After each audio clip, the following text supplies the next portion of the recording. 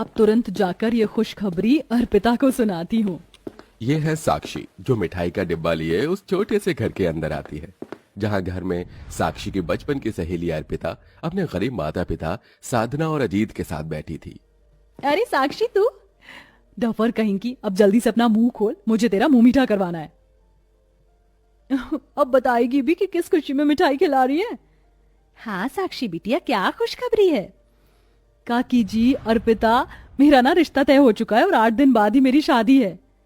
क्या? 8 दिन बाद तेरी शादी होने वाली है और मुझे इस बात की खबर ही नहीं? मुझे भी कुछ पता नहीं था अर्पिता, वो तो पिताजी ने अचानक से मेरा रिश्ता तय कर दिया। वो छोड़, तू कल से मेरे घर आ जाना, हमें शादी की बहुत सी तैयारियां करनी है।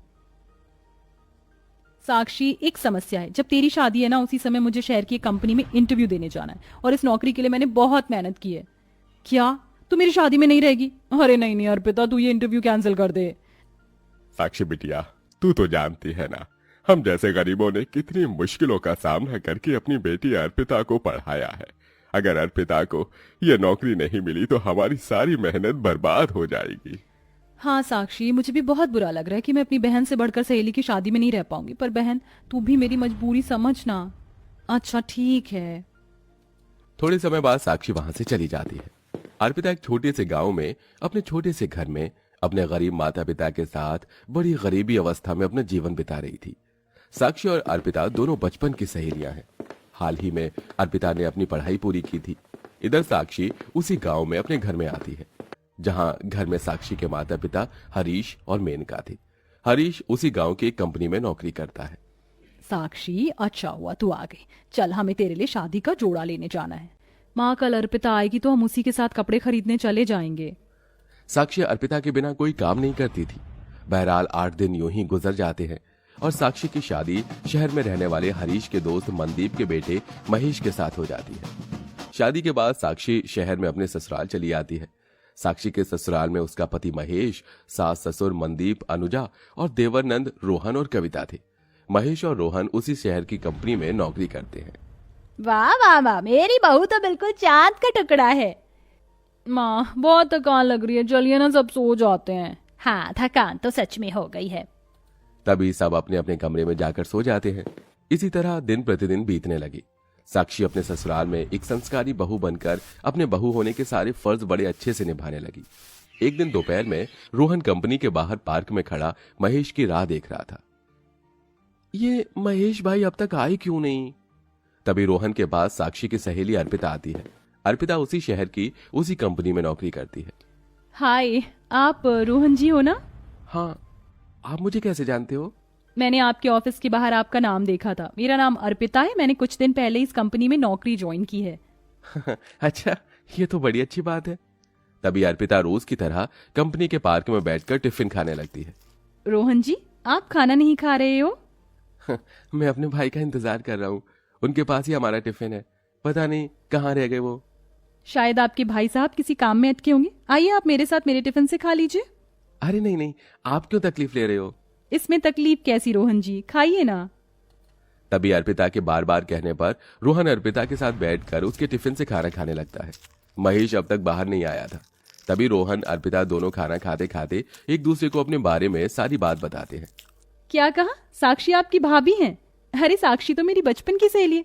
इसका मतलब साक्षी की शादी आपके भाई महेश जी से हुई है? ये तो कमाल हो गया, भाभी तुम्हें देखकर बहुत खुश हो जाएंगी अर्पिता। शाम का समय, अर्पिता शहर में ही एक किराए के मकान में रहती है। तभी रोहन अर्पिता को अपने घर लेकर आता है और अर्पिता साक्षी को सारी बात बताती है।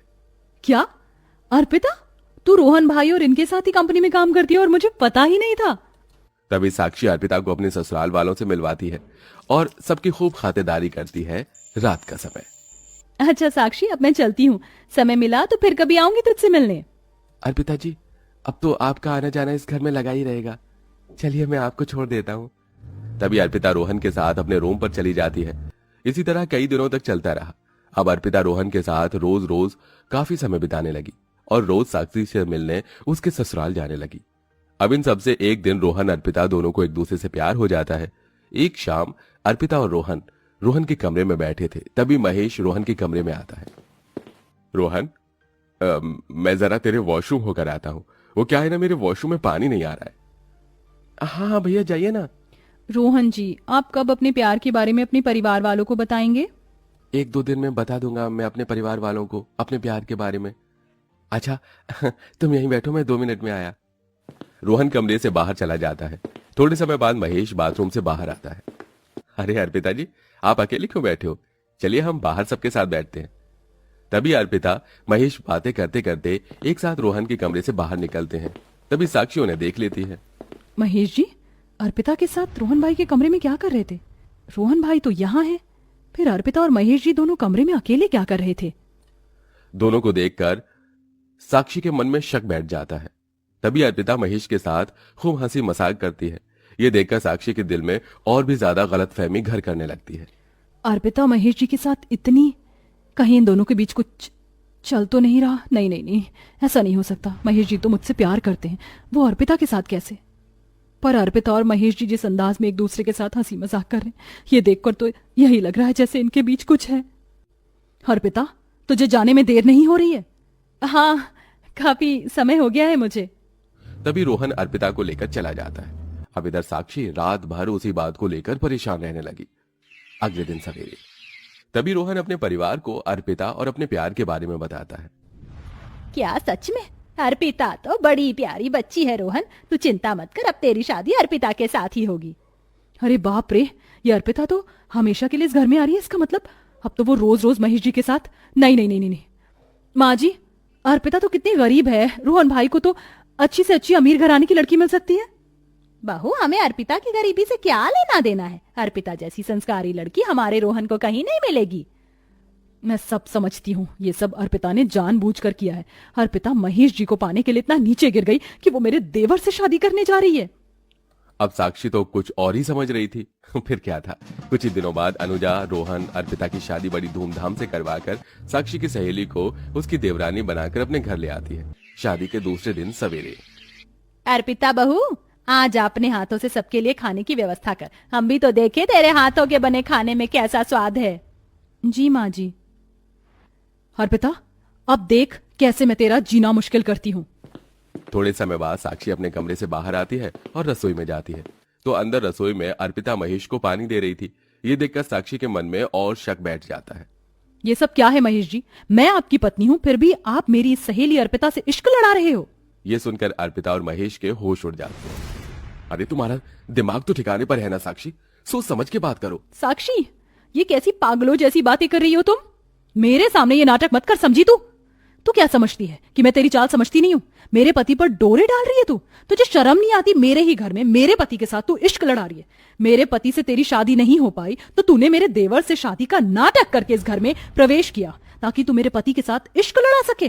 पर मैं तेरी ये चाल कभी कामयाब नहीं होने दूंगी। चल निकल यहाँ से। तभी साक्षी अर्पिता को धक्के मारकर घर से बाहर निकालने लगती है। साक्षी बहू, ये क्या कर रही है? साक्षी, छोड़ो अर्पिता को। साक्षी, छोड़ो मुझे। तभी रोहन वहां आता है तो साक्षी रोहन को सारी बात बताती है। भाभी, महेश भाई और अर्पिता के बीच कुछ नहीं है। अर्पिता और मैं एक दूसरे से प्यार करते हैं और हम दोनों ने अपनी मर्जी से शादी की है। क्या? इसका मतलब वो मेरी गलतफहमी थी। अरे अर्पिता, मुझे माफ कर दे, वो मुझे गलतफहमी हो चुकी थी। तभी अर्पिता साक्षी को माफ कर देती है। उसके बाद साक्षी के मन से हमेशा के लिए शक खत्म हो जाता है और वो अपनी सहेली अर्पिता के साथ अपने ससुराल में खुशी खुशी अपना जीवन बिताने लगती है।